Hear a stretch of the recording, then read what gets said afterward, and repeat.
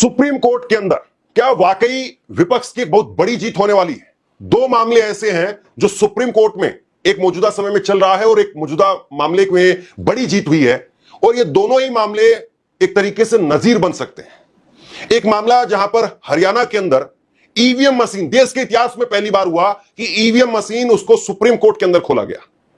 तो ऐसे में क्या वाकई इसी तरीके से इस फैसले को आधार बना करके अब बाकी नेता वो भी सुप्रीम कोर्ट पहुंचेंगे और वो भी कहेंगे कि हमारी भी ईवीएम मशीन की जांच करवाई जाए? इस पर सुप्रीम कोर्ट क्या फैसला लेगा, देखने वाली बात है। और दूसरा बड़ा फैसला एसआईआर को लेकर के 65 लाख लोगों के नाम काट दिए गए, लेकिन सुप्रीम कोर्ट ने कहा कि आपको ये वापस से मामले, ये नाम जो है डालने पड़ेंगे।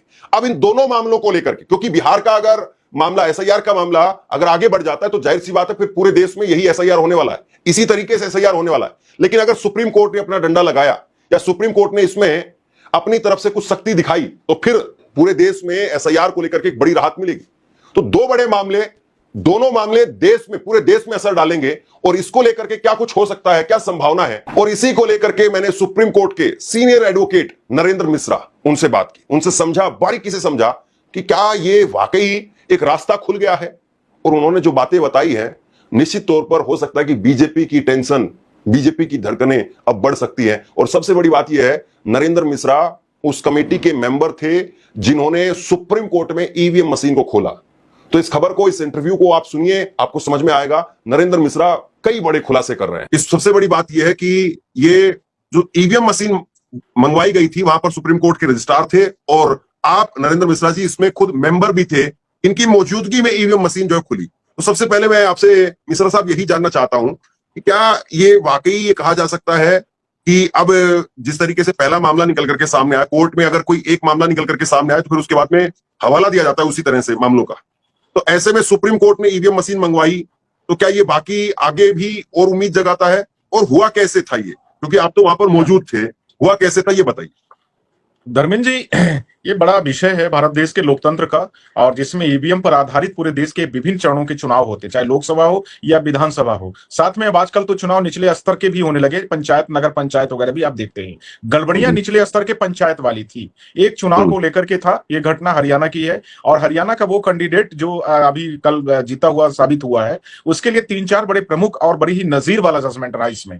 पहली बात यह थी कि वो 1000 समथिंग कुछ वोट पाता है परसों जो काउंटिंग होती, पर इसके पहले वो वोट कम पाता है, और कम पाता है तो जो कैंडिडेट हारा हुआ था, यानी परसों जो हारा हुआ था, वो कैंडिडेट पहले जीत जाता है इस इलेक्शन में।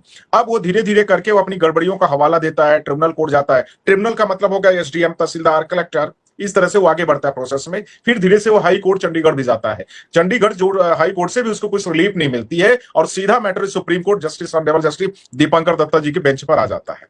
अब सवाल अगला आ रहा है, सुप्रीम कोर्ट ने इस मैटर को लेकर के बड़ा कॉग्निजेंस लिया। जो दलीलें रखी गई वो दलीलें बड़ी संज्ञानपूर्ण हैं। वो कह रहा है बार बार कि जनाब मैं इतना ही वोट पाया हूं, कितनी बार मैंने चेक कराया पर सर्टिफिकेट इनको मिला हुआ पहली बार। दूसरी बात, ईवीएम में इन्होंने पता नहीं कहां से डिस्प्ले ले आकर के दिखाया है, और हमारे सारे कैंडिडेट खड़े हुए हैं। कैंडिडेट का मतलब जो वोटर है, ध्यान रखना है, कैंडिडेट तो वो खुद था, सारे वोटर्स भी मेरे खड़े हैं। ये मैं पिटीशन की बात कर रहा हूं, ध्यान रखना है। सवाल इसके साथ में ये आया तो कोर्ट ने बोला कोई बात नहीं, हम आपकी ईवीएम की बहुत दिनों से बात सुन रहे हैं, हम इसको मंगा भी लेते हैं। मजेदार बात यह है कि लोकसभा का चुनाव जब हो रहा था, अब विभिन्न चरणों का चुनाव था, तो 3 पिटीशन सुप्रीम कोर्ट में आई थी। अप्रैल का महीना था 2024 का, जब टर्न आउट डेटा 2 फेजेस के नहीं दिए जा रहे थे, बढ़ा के यानी कुछ दिनों बाद आए थे। आपको याद भी होगा, एक हमारी पिटीशन थी, एक प्रशांत जी थे, और एक इसके साथ में महुआ मोइत्रा थी। 3 पिटीशन आई थी। दीपांकर दत्ता उसमें थे और मैं पर शर्मा जी थे, ठीक है, सतीश चंद्र शर्मा। 2 बेंचों ने सुना और उसके बाद उन्होंने सीधा एक ही शब्द बोला कि ये ईवीएम में कोई गड़बड़ी नहीं हो सकती, 2024 का एक्ट हमने पूरा सुना हुआ है, कोई प्रॉब्लम नहीं है।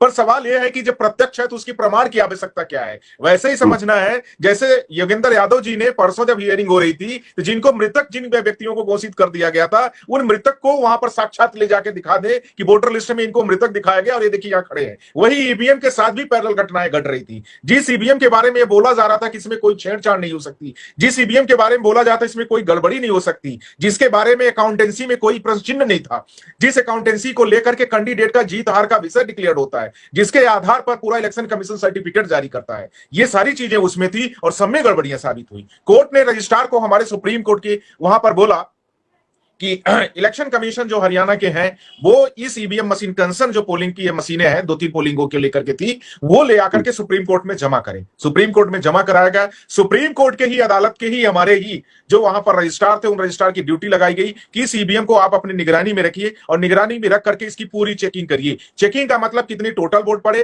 कितने कैंडिडेट जो जीता है उसको मिली है, जो हारा है कितनी मिली है, अर्थात पिटिशनर और रिस्पोंडेंट की मैं बात कर रहा हूं। और उसके साथ में आप जानते हैं कि और भी बहुत तरह के कैंडिडेट लड़ते हैं किसी भी चुनाव में, तो अन्य भी उसमें शामिल है।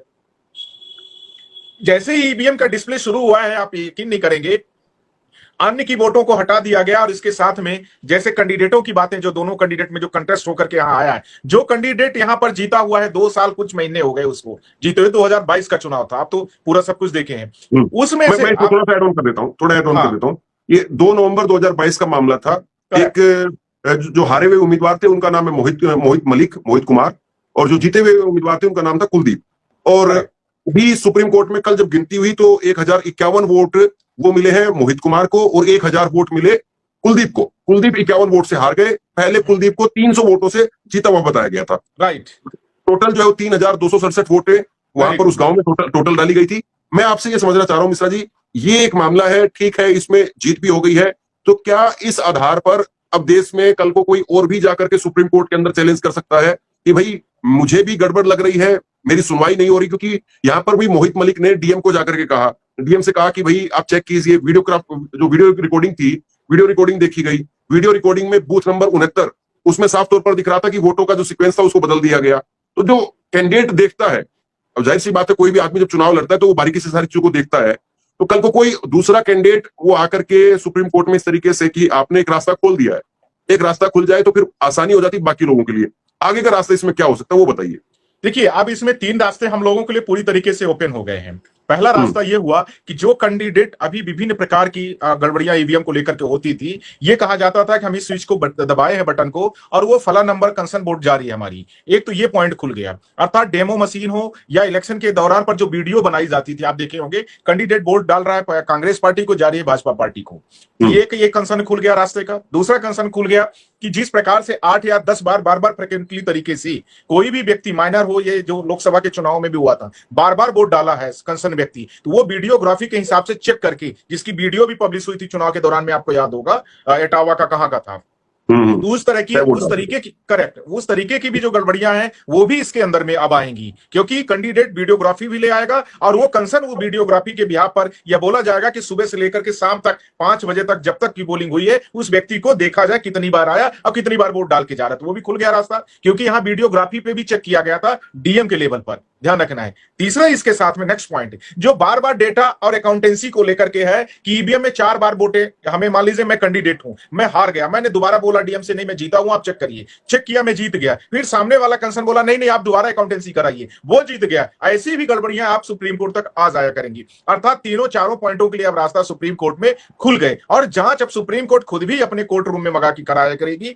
मुझे अभी इस केस के माध्यम से स्पष्ट हो गया।